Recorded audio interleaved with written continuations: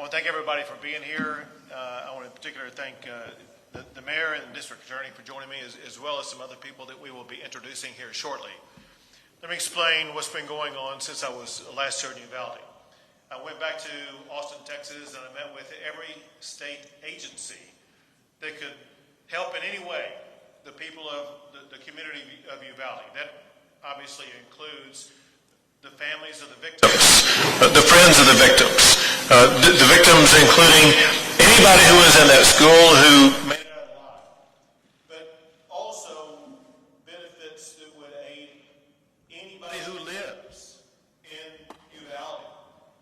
The entire community has been affected by this horrific crime, and through these state agencies that you will be hearing more about here shortly, you will see that we have, as a state, tremendous benefits that can aid those who are suffering and those who will continue to suffer, sometimes for many years. One thing I must emphasize, and that is we are going through short-term challenges right now. The reality is many of the challenges will be long-term challenges. Texas stands with Uvalde for the long term in helping every single person in this community be able to piece their lives back together, to heal as much as they possibly can. We will be here as long as it takes.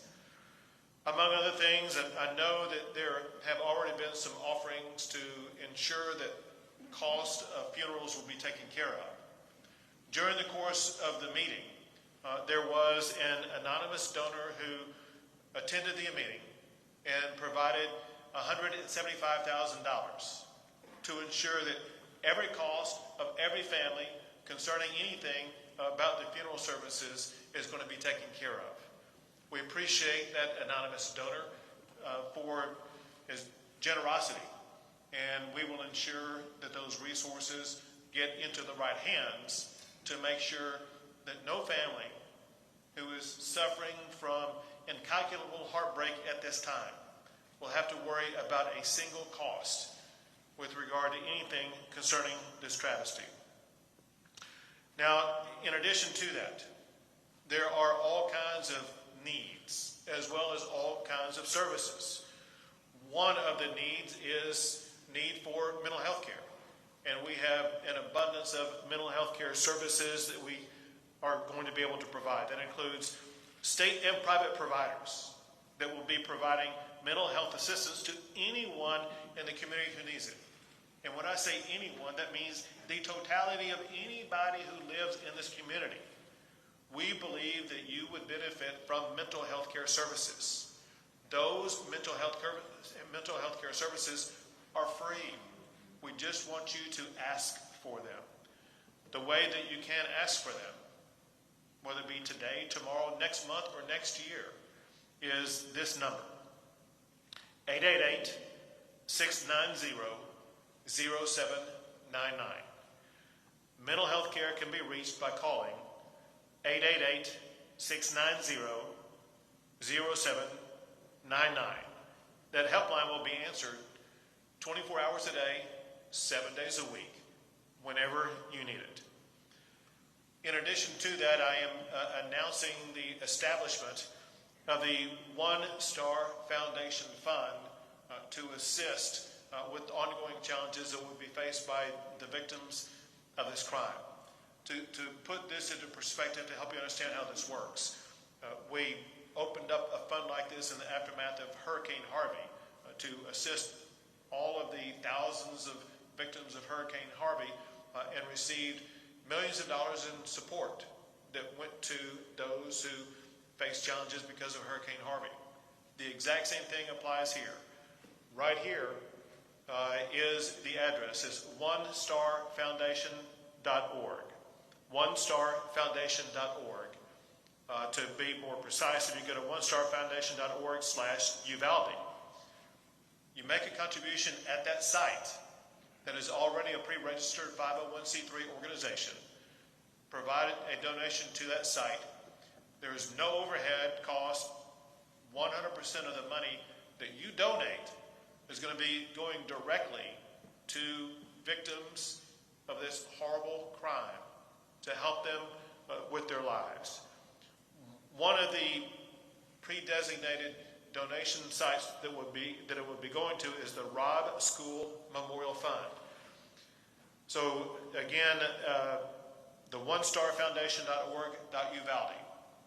Well, you can do your part to help out the people in this community that are suffering in incalculable ways. In addition to that, we have set up a central headquarters for Victim Assistance Services at the Family Assistance Center, located at the Uvalde County Fairplex. As we'll discuss probably here momentarily, there may be a relocation of that site, and we will keep everybody fully informed about where the relocation site will be. Every family impacted by the shooting has been assigned an advocate to help them with their needs. Among other things, there will be airfare, for example, whether it be through American Airlines, United Airlines, or JetBlue Airlines, that will provide victims' families with flights free of charge so that they can get here and be with their family members. The Family Assistance Center will cover the travel and lodging costs of families who have lost loved ones. Healthcare costs of families impacted by this tragedy will also be covered by Texas insurance companies and donations from private citizens.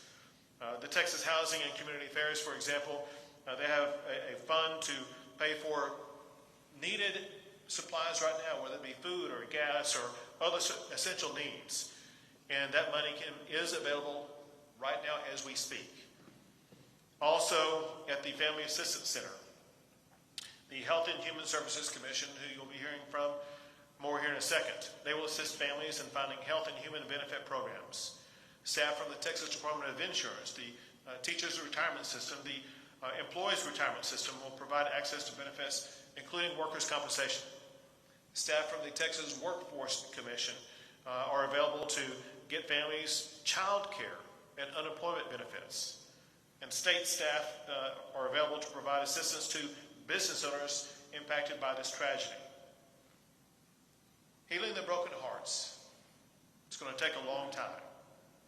But through the generosity of our fellow Texans and the good works of neighbors helping neighbors, we can begin to stitch back together the fabric of Uvalde.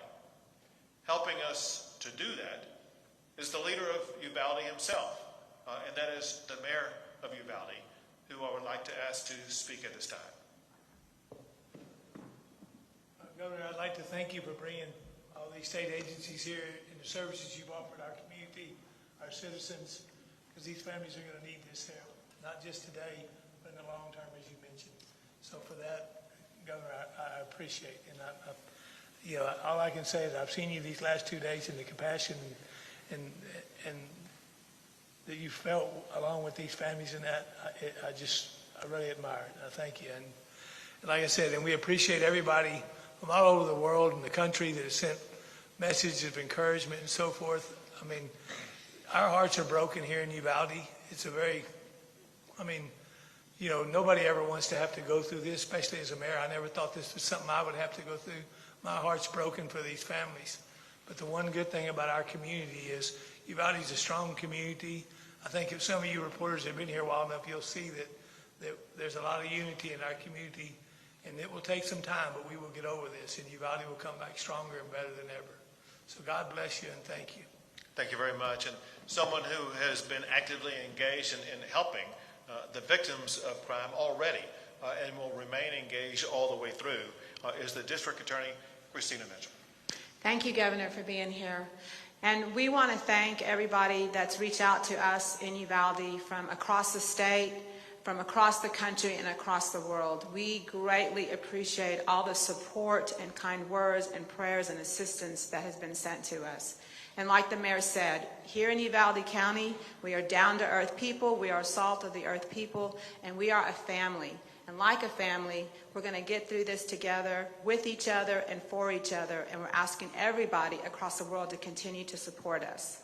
So I, the District Attorney, along with the FBI Victims Assistance people, the DPS Victim Assistance people, the Attorney General's Office, we have set up a family assistance center at the Uvalde County Fairplex here in Uvalde. And at that center, it's a one-stop shop for all the victims. And we say victims, we mean everybody that was associated with Robb Elementary School. And when you come there, you're going to meet with a counselor, you're going to meet with all the services that the state has to offer, funeral services, Blue Cross Blue Shield, the Mexican consulate is there, the Red Cross is there, and we're there to provide all the services any family may need. And if you need something that's not there, then let me know and we will find it for you. And that's going to be open and continue until June the 1st. We are open from 9 a.m. until 5 p.m. There's also food there and a play center for children. And please come and see us. Any victims, anybody that needs help, please come there. It's a resource for everybody. There's also a victim services center at the Civic Center that's run by the school district, and that's for anybody affected in the school district, and they have that services there. So we thank everybody. We appreciate your support, and please keep our victims in your prayers, these families of the deceased children and school teachers, and keep us strong. Thank you. Thank you. And now I'm going to call up 7 leaders of seven different state agencies to give you a very brief explanation of what their particular agency does. There are more than 7 that are involved in this process, but we're calling up these 7. First is the Health and Human Services Commissioner, Cecily Young. Good afternoon. I'm Cecily Young, and I'm the Executive Commissioner at the Health and Human Services Commission. We do Medicaid, CHIP, and SNAP, and we have eligibility assistance available at the Family Assistance Center, and we'll continue to have eligibility assistance available on an ongoing basis once we move into the next phase of this.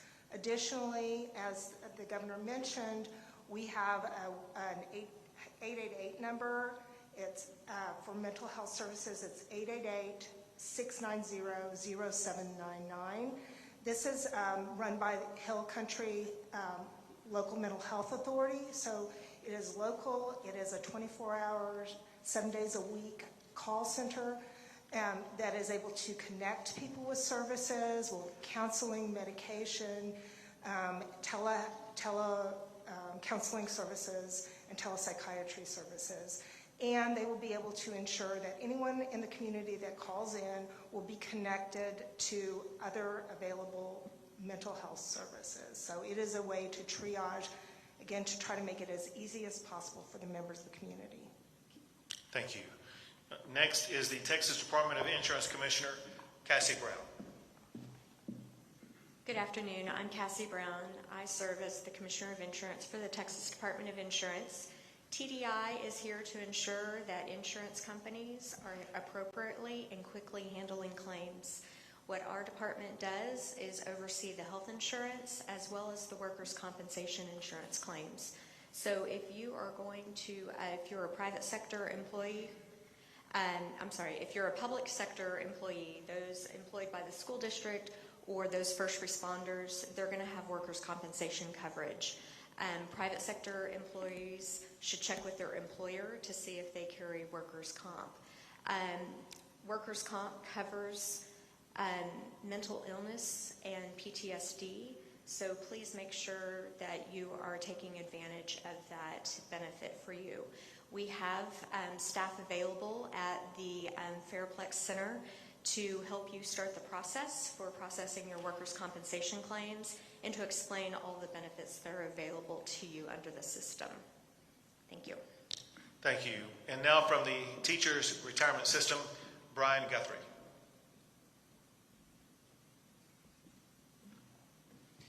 Thank you. Good afternoon. My name is Brian Guthrie. I'm the Executive Director of the Teacher Retirement System of Texas. We are here today to not only help the families of the 2 teachers who tragically lost their lives and provide them the benefits that they are due, but also to help all the employees of not only this school district, but all the surrounding school districts to make sure that they have access to mental health and behavioral health services. We also recognize that not all the employees of these districts are members of our system and are for our healthcare program, but we want to thank our partners, Blue Cross Blue Shield and Teladoc, for extending those benefits to everyone who's employed in this district or any of the surrounding districts.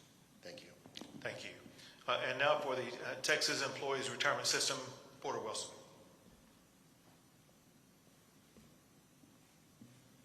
I'm Porter Wilson, the Executive Director of the Employees Retirement System of Texas. We provide retirement benefits, but more importantly here, health insurance benefits to state employees, but also to employees of higher education in the community. So the local community college employees will get health insurance from Health Select of Texas, which is provided by Blue Cross Blue Shield of Texas. And we've activated a 24-hour crisis hotline to help connect medical and mental health services, and we have that information available on the flyer. Thank you. And now from the Texas Workforce Commission, Ed Cerna.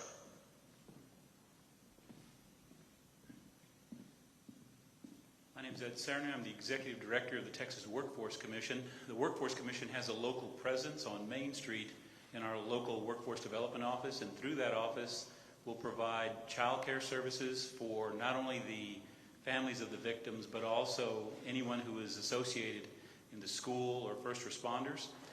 We'll also look to protect any TANF or SNAP benefits that an individual is receiving so that they don't lose those benefits because they're unable to work or to continue their training. We'll also assist with anyone needing priority concerning unemployment insurance or businesses that need assistance during this time. We're available locally, so please, and we're also out at the Assistance Center as well. Thank you. Thank you. And now the head of the TDHCA.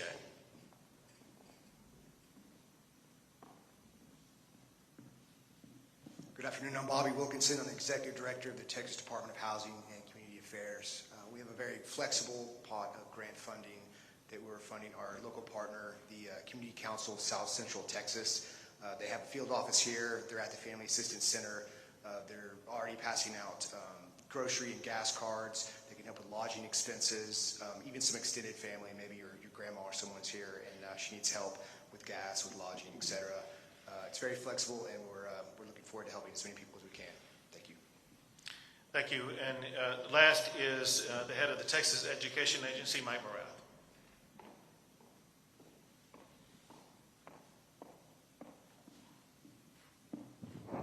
Thank you.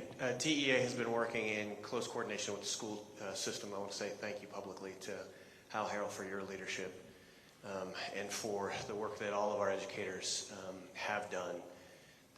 The agency provides support directly in the form of grant funds. We have offered supplemental counseling services. Those counseling services have been provided really around the clock since this began, and we'll continue to provide support as the school district prepares its responses for both summer and this fall. Thank you. So once again, whether it be the services you heard about, or there are many more that we talked about earlier, providing briefing to local officials.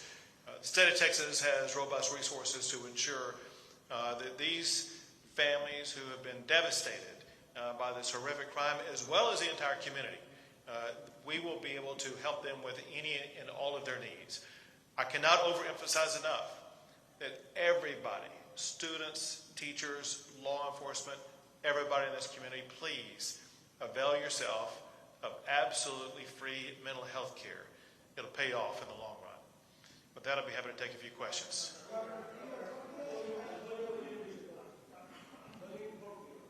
Go ahead.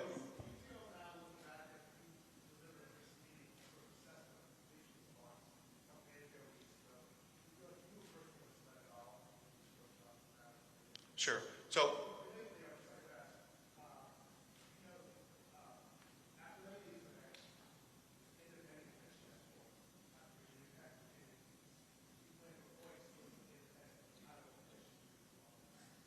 I'll directly answer your questions. Before I start answering questions unrelated to the discussion that we've had about the benefits that we're providing to the community, let's take those questions first. I'll come back to you first. Go ahead.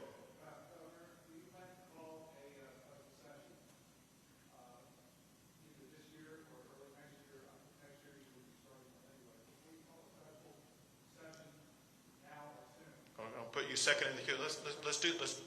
Let me make clear, maybe I wasn't clear.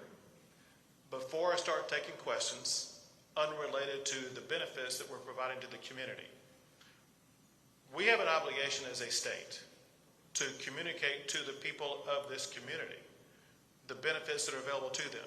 Their lives are crushed. They have no idea what's going on. They may have no idea whatsoever how they're going to pay a bill. Let me give you an easy example of something explained to me. There was a parent who lost some glasses that were crushed in everything that happened. And he told someone he had no money to pay for it. We have money to pay for that stuff. There are people who have no idea about getting food. We have money that can buy them food. Let's discuss, if you have any questions about these benefits. If you don't have any questions, that's fine. But if there's anybody here. Governor, with all due respect, for 3 days this community has heard the version of the story based in large part on what you told them on Wednesday afternoon, that these officers had acted with amazing courage. Today we learned that 19 officers stood in the hallway of that school for nearly an hour while the gunman was inside with the children, which goes against what the way they've been trained. Sure. And I'm going to be answering that. And that's his.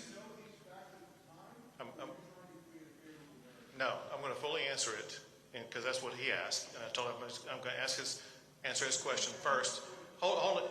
I understand. Is there anybody here who has any question about the benefits that are being provided to anybody here who's suffered because of this crime? All right. So let me answer your question.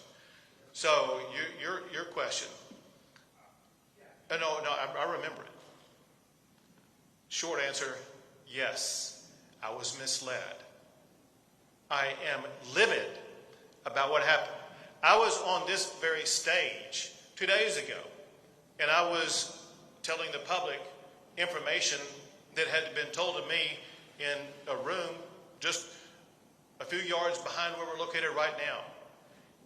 I wrote down hand notes in detail about what everybody in that room told me in sequential order about what happened. And when I came out here on this stage and told the public what happened, it was a recitation of what people in that room told me, whether it be law enforcement officials or non-law enforcement officials, whatever the case may be.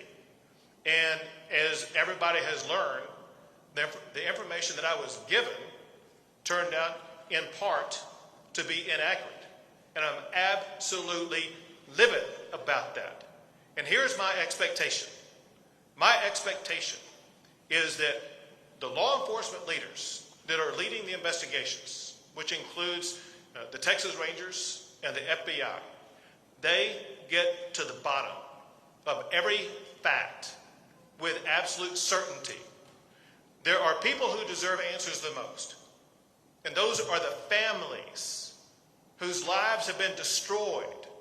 They need answers that are accurate.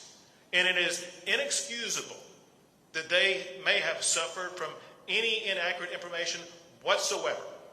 And it is imperative that the leaders of the investigations about exactly what happened get down to the very second of exactly what happened with 100% accuracy and explain it to the public, but most importantly, to the victims who've been devastated.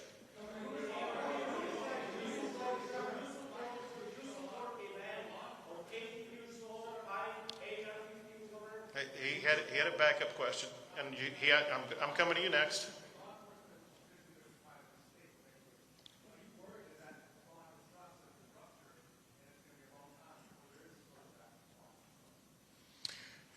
My expectation is that as we speak and in every minute going forward, law enforcement is going to earn the trust of the public by doing exactly what they're supposed to do from this point on. And that is making sure that they thoroughly, exhaustively investigate exactly what happened and explain to you and the public and the victims of the crime exactly what happened. I told this guy I was coming to him next.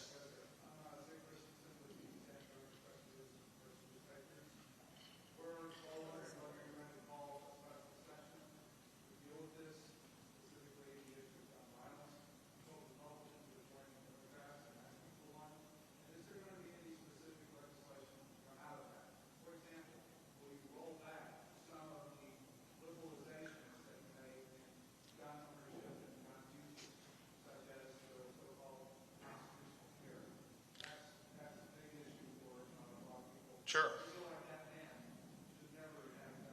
Well, let me answer your second question first, and then I'll answer your first question. So in your second question, you talked about the rollback of any of the legislation that I signed this past session.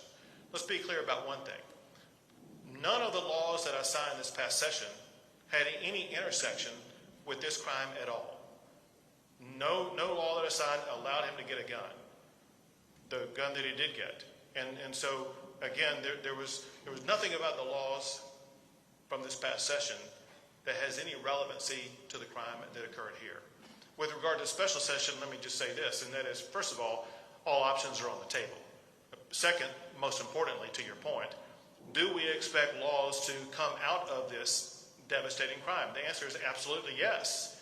And there will be laws in multiple different subject areas. For example, I do fully expect to have every law that we pass in the aftermath of the Santa Fe shooting to be completely revisited. And first, we need to gain the information about exactly what happened at the school to find out the extent to which those laws were complied with, to the extent that they were not complied with, to find out what shortcomings allowed this travesty to occur.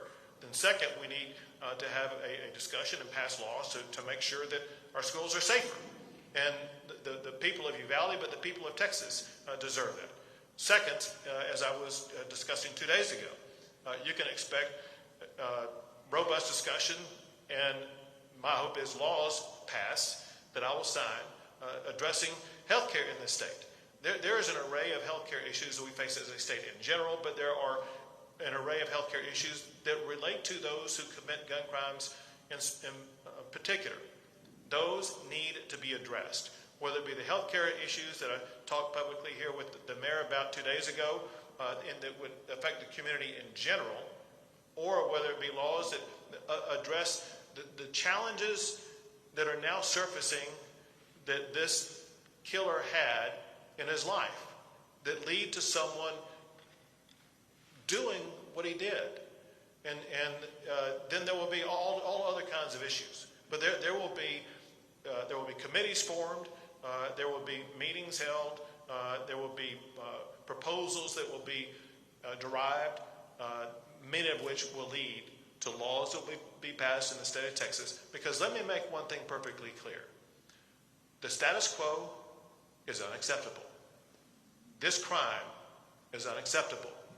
We're not going to be here and talking about it and do nothing about it. We will be looking for the best laws that we can get passed to make our communities and schools safer. Go ahead.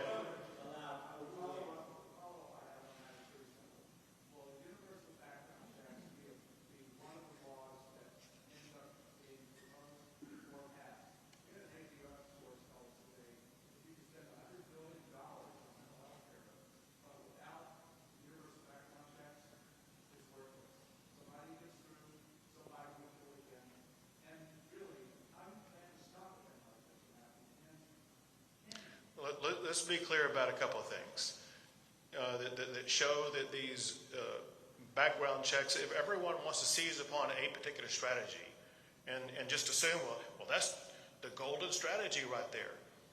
Look at what happened in the Santa Fe shooting. A background check had no relevancy whatsoever because the killer took the gun from his parent. Look at what happened in the shooting in Sutherland Springs. There was a background check that was done. It was done in a flawed way that allowed the killer to get a gun. And so anyone who suggests, well, maybe we should focus on background checks as opposed to mental health, I suggest to you is mistaken. If there's anybody here who thinks we have perfect health care in this country, in this world, they're wrong. If there's anybody who thinks that we can't do more to address mental health care, they're wrong. They can. We can. And we're going to. Go ahead. Go ahead. Yes.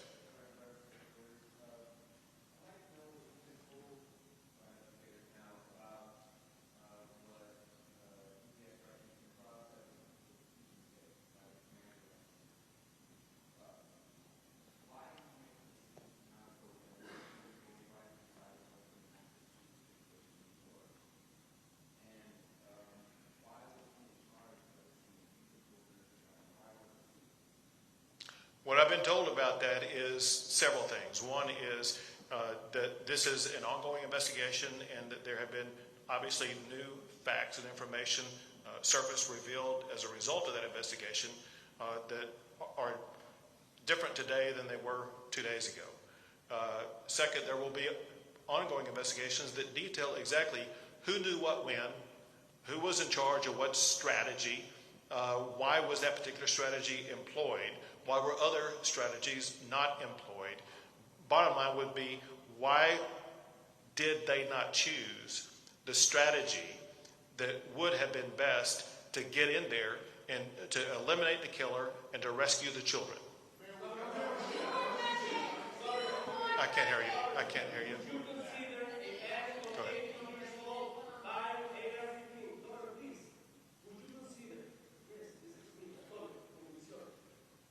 Antonio, how you doing, man? Good.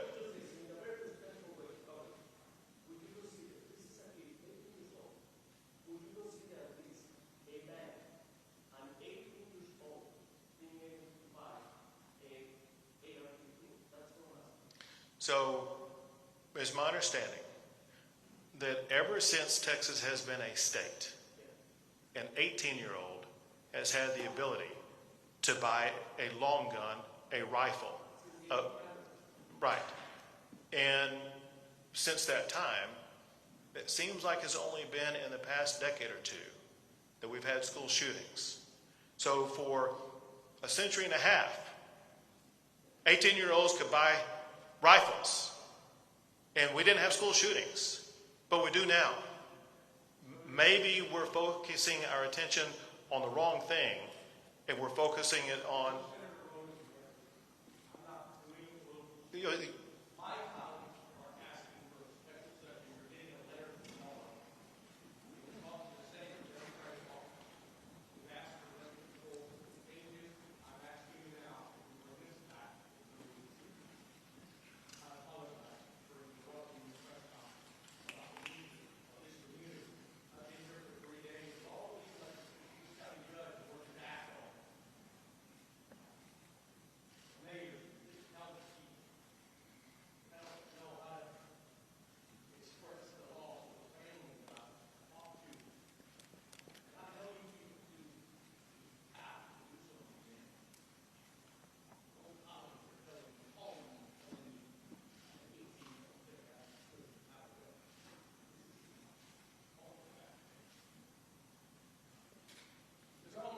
Next question. I can't hear you. Speak up.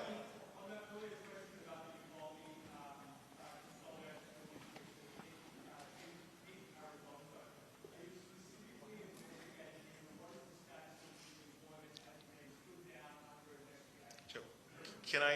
I was unable to hear the first part of your question. Would you restate it?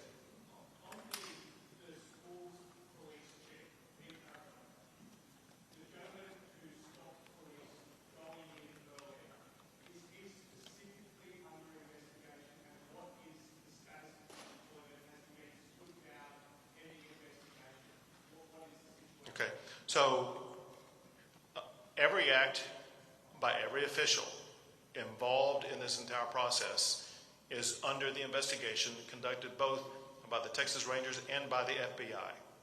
Every act of all of those officials will be known and identified and explained to the public. But I cannot overemphasize enough, we need to get that information to the families of all these victims who deserve to know it the most.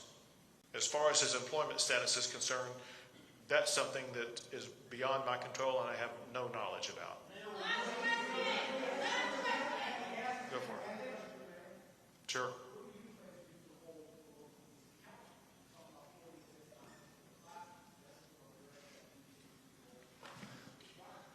You know, as the governor said, I'm not in law enforcement.